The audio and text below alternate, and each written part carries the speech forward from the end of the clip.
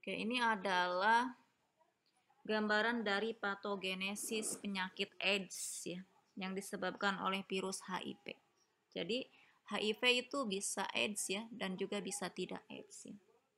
AIDS itu berkembang selama bertahun-tahun yang diakibatkan karena adanya infeksi HIV atau Human Immunodeficiency Virus ya.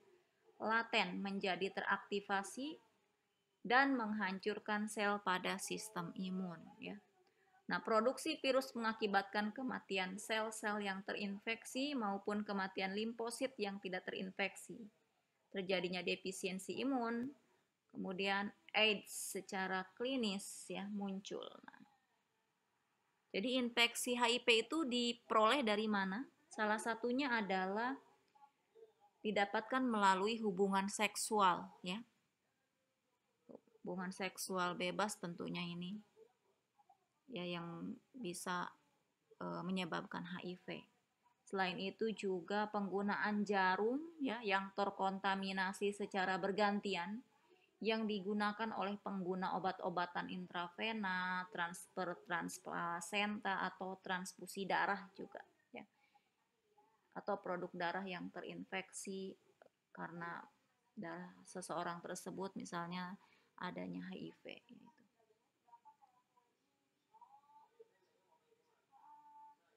Jadi setelah adanya infeksi terjadi suatu viremia akut. Nah, ketika virus terdeteksi di dalam darah dan inang dapat memberikan respon,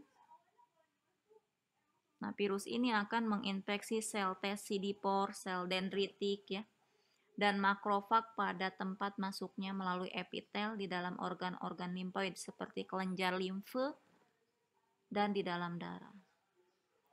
Pada jaringan mukosa, tempat masuknya virus, timbul banyak kerusakan sel T yang terinfeksi. Ini ganas ya virusnya, sel T aja rusak nih. Oleh karena sebagian besar limfosit dalam tubuh dan sel T memori berada di dalam jaringan tersebut. Nah, akibat dari kerusakan lokal tersebutlah gangguan fungsi yang bermakna dari keberadaan sel yang terinfeksi ataupun sel T di dalam darah.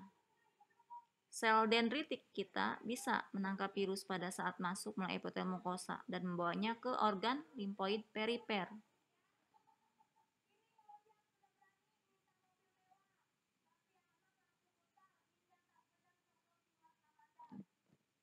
Di sini bisa kita lihat ada infeksi primer ya di dalam darah dan mukosa. Nah, jadi virus itu berikatan dengan CD4 ya, virus dibawa ke kelenjar limfe ya.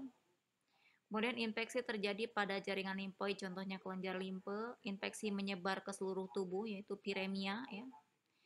Kemudian respon imun, teraktivasi, muncullah antibodi, ya, setel spesifik HIV yang untuk menyerang tadi ya HIV.